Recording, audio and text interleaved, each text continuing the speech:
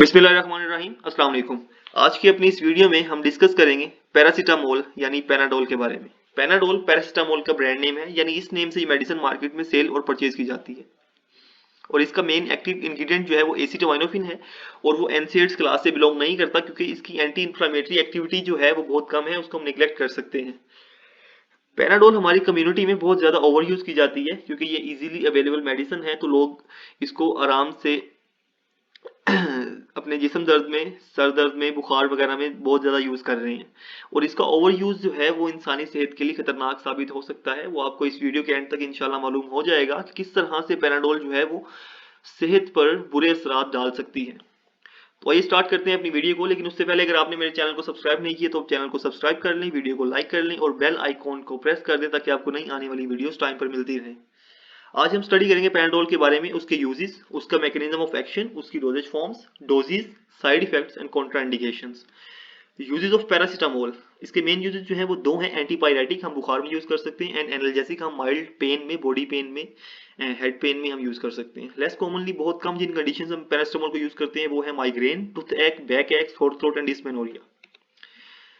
Mechanism of action of paracetamol, यानी किस तरह से पैरासीटामोल जो है वो हमारी बॉडी में अपना एक्शन प्रोड्यूस करती है। हमने पैरासीटामोल इनटेक की, वो हमारे ब्रेन में एंटर हुई through the blood brain barrier, वहां पर उसने साइक्लोऑक्सीजनेज कॉक्स एंजाइम को इनहिबिट किया।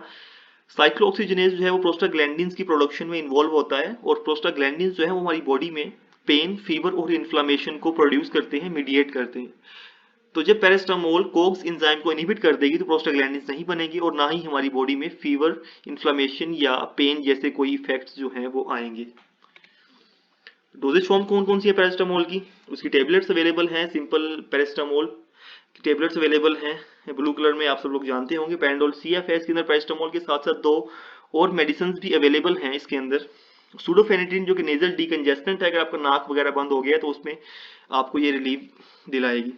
और क्लोरफेनिरामिन मैलिएट है, यानी एंटीहिस्टामिन है, एंटी एलर्जिक है, ये इचिंग वगैरह में, रनिंग नोज में, वाटरी आइज में आपको जो है रिलीफ करवाएगी। तो पैनाडोल CF जब एक कंप्लीट पैकेज है, आप इसको कोल्ड में, फ्लू में, फीवर में, पेन में, नेजल कंजेशन में और एलर्जी कंडीशन में भी दे सकते हैं आप। पैनाडोल एक्स्ट्रा में पैरासीटामोल के साथ साथ जो है वो कैफीन पाई जाती है, तो ये हेडेक के लिए और हेड पेन के लिए जो है ये बहुत मुफीद है।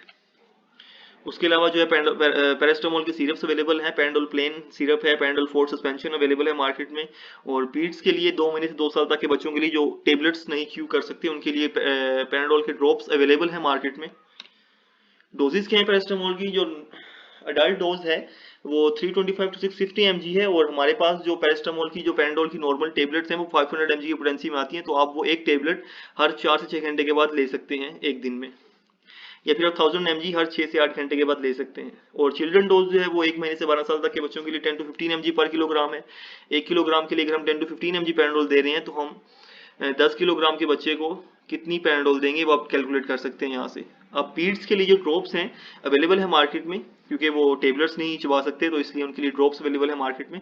तो उनकी क्या डोजेज हैं पीड्स के लिए, 1 से 6 महीने के बच्चों के लिए 0.6 to 1.2 ml, 6 से 12 महीने के बच्चों के लिए 1.2 to 1.5 ml, एंड 1 से 2 साल के बच्चों के लिए 1.5 to 1.8 ml। अब जो घर का खाने का चम्मच होता है उसमें 5 ml लिक्विड आ सकता है, तो इस तरह से आप ml को कैलकुलेट करके पीड्स को डोज दे सकते हैं। साइड इफेक्ट्स क्या हैं पैरासीटामोल के, low fever with nausea, stomach pain, loss of appetite, dark urine, clay coloured stools and jaundice. Basically जो मेन साइड इफेक्ट्स हैं पैरासीटामोल के वो हमारी स्टमक, लीवर और किडनी में आते हैं। और आगे हम डिस्कस करते हैं कि किस तरह से ये साइड इफेक्ट्स हैं हमारी बॉडी में प्रोड्यूस होते हैं और हम किस तरह से इनको कम कर सकते हैं। कॉन्ट्राइंडिकेशंस क्या है पैरासीटामोल की, किन कंडीशंस में पैरासीटामोल को जो है वो नहीं देंगे। कैलोरिक अंडर न्यूट्रिशन में, एक्यूट लीवर फेलियर में, लीवर प्रॉब्लम्स में, सीवियर रीनल इंपेयरमेंट में, एसिटामिनोफेन की ओवरडोज में, acute inflammation of the liver due to hepatitis C virus. तो ये ऐसी कंडीशंस है, बेसिकली ये लीवर और किडनी की डिजीजेज हैं, या उनकी जो है वो ऐसी कंडीशंस हैं जिनमें हम ये पैरासीटामोल को नहीं देंगे। वो हम क्यों नहीं देंगे लीवर और किडनी की डिजीजेज में, वो हम डिस्कस करेंगे टॉक्सिसिटी ऑफ पैरासीटामोल में। उससे पहले एक छोटा सा एक इंपॉर्टेंट पॉइंट है पैरासीटामोल से related. Paracetamol is not contraindicated in pregnancy और breast feeding women and children. Paracetamol जो है वो प्रेग्नेंट वुमेन्स में, ब्रेस्ट फीडिंग वुमेन्स में और चिल्ड्रन में दे सकते हैं, उनमें मना नहीं है। अब हम देखते हैं किस तरह से पैरासीटामोल जो है वो इंसानी सेहत पर बुरे असरात छोड़ सकता है, या किस तरह से जो है वो इंसानी सेहत के लिए खतरनाक साबित हो सकता है। जब हम पैरास्टामोल इंटेक करते हैं तो उसका मेटाबॉलिज्म होता है हमारी बॉडी में, वो टूट फूट का शिकार होती है, तो उसके नतीजे में एक टॉक्सिक प्रोडक्ट बनता है, टॉक्सिक, जो कि हमारी बॉडी में टॉक्सिसिटी काज कर सकता है। उसका नाम है NaPbQi, N acetyl P benzoquinone imine.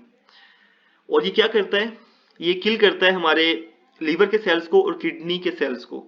और ये लीवर को और ये अगर हम इस तरह पैरास्टामोल का ओवर यूज करते रहें, हम उसको बार बार यूज करते रहें, क्रोनिक यूज करते रहें, तो हमारे लीवर और किडनी फेलियर भी हो सकता है।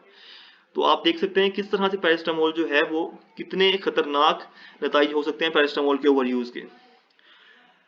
अब ये टॉक्सिक बाय प्रोडक्ट बनते हैं हमारी बॉडी में, लीवर में एक एंजाइम होता है ग्लूटाथायोन, वो इसको इनहिबिट करता है, इसको डिटॉक्सिफाई करता है और इसकी जो टॉक्सिक इफेक्ट्स है उनको खत्म कर देता है।